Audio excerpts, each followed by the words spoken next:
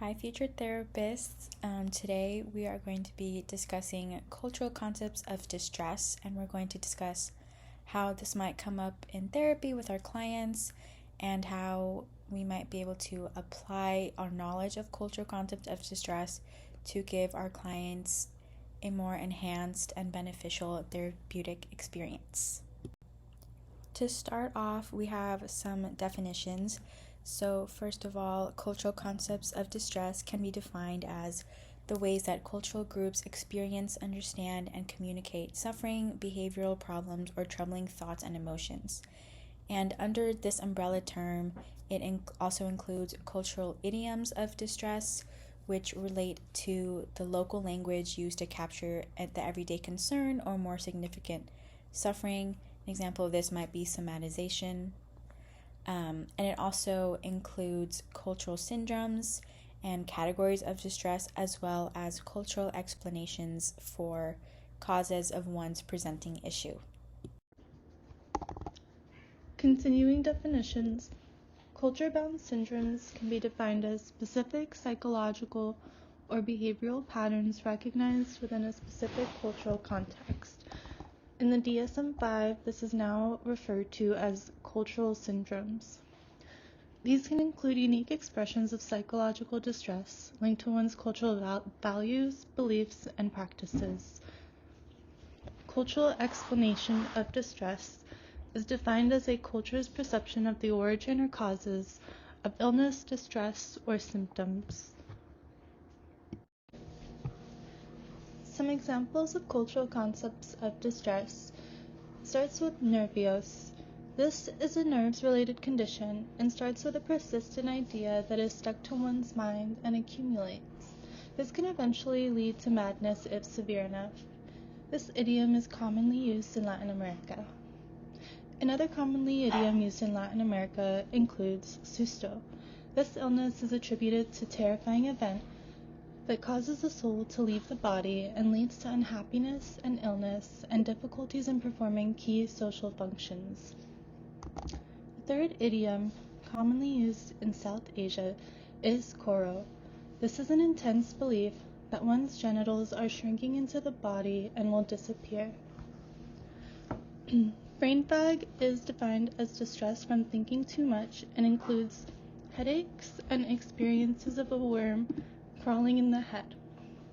This is an idiom common in West Africa. The evil eye, also known as al-ain, is a belief that a jealous or envious look has the power to cause harm to people, animals, or objects. This idiom is commonly used in the Middle East.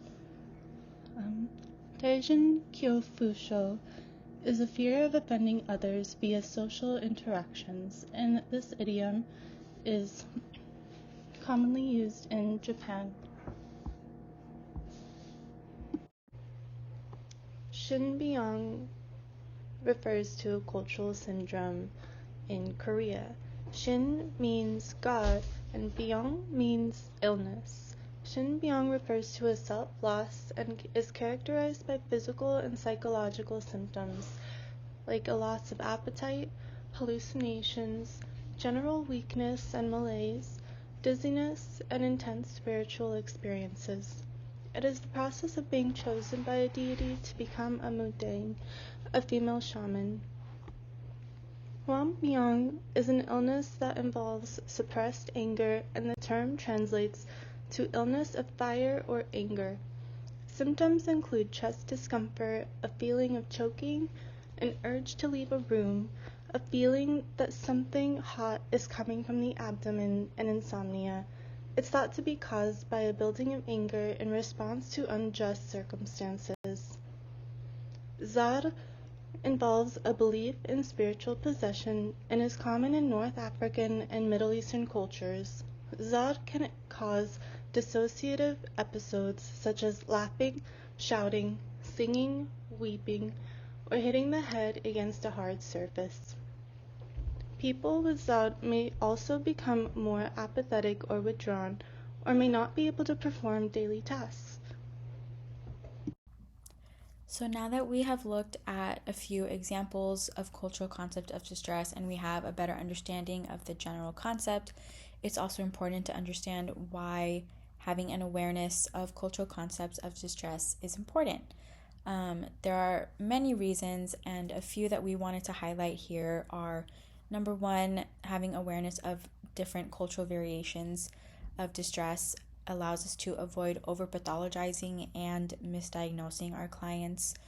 Number two, CCD awareness can also improve the therapeutic outcomes and the therapeutic relationship because it allows us to better understand our clients' perspectives and why they feel their presenting problem is happening to them. Three, it impacts client willingness to socially engage and engage in therapy because, again, our clients are able to feel better understood and they feel that we are better able to relate to them if we have a better understanding and knowledge of what their cultural framework might frame their presenting problem. And four, it also offers alternative practices to integrate into treatment. So outside of therapy, there are other elements that we can include within our treatment plan and that might be able to better help our clients and enhance their experience. And it's also important to note that symptoms can be interpreted and described differently based on cultural backgrounds and cultural societies. So this is super important to keep in mind as we move forward with diagnosing and creating a treatment plan for our clients. There are a few ways that we can incorporate cultural concepts of distress and awareness in our aspiring private practices as clinicians. The first thing we can do is ask the client what we think is the presenting problem and the cause of it. The second thing we can do is learn about different cultural backgrounds and explore how one's relationship to their mind, body, their land, and their lineage may or may not affect the client's worldviews. The third thing to include can be incorporating culturally adapted measures like the cultural formulation interview.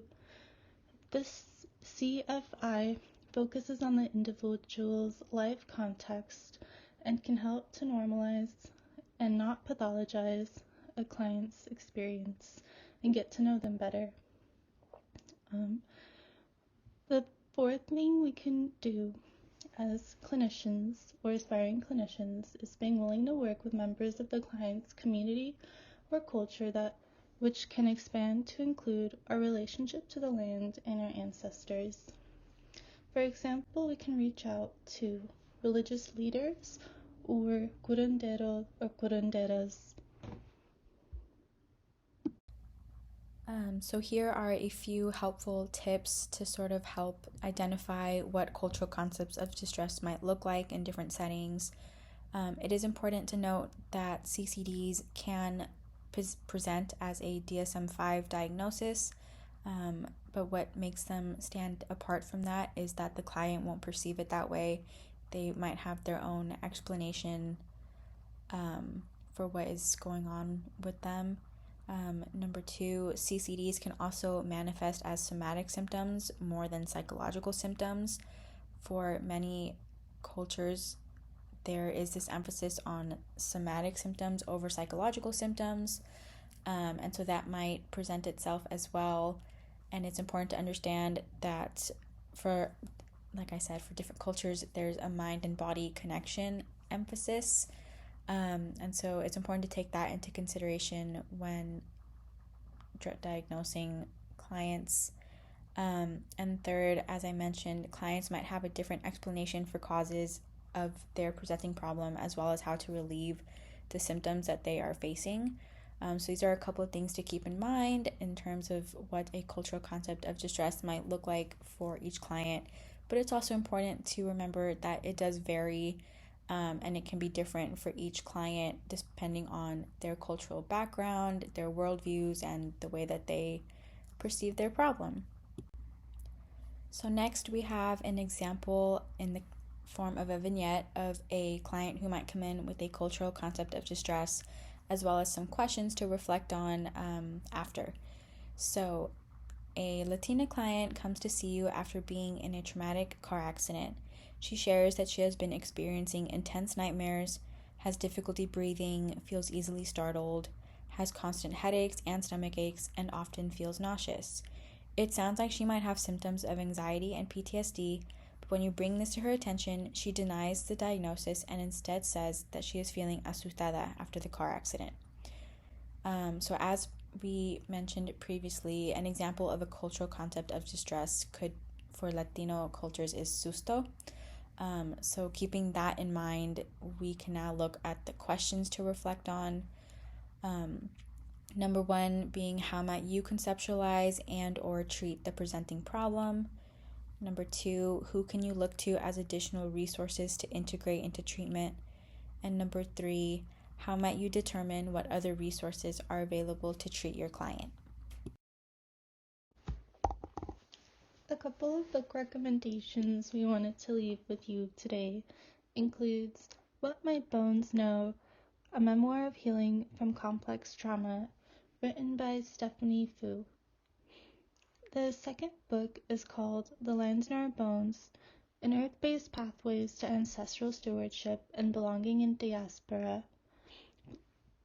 This is written by Leila K. Feghali and is about ancestral herbalism and healing cultures from Syria to the Sinai.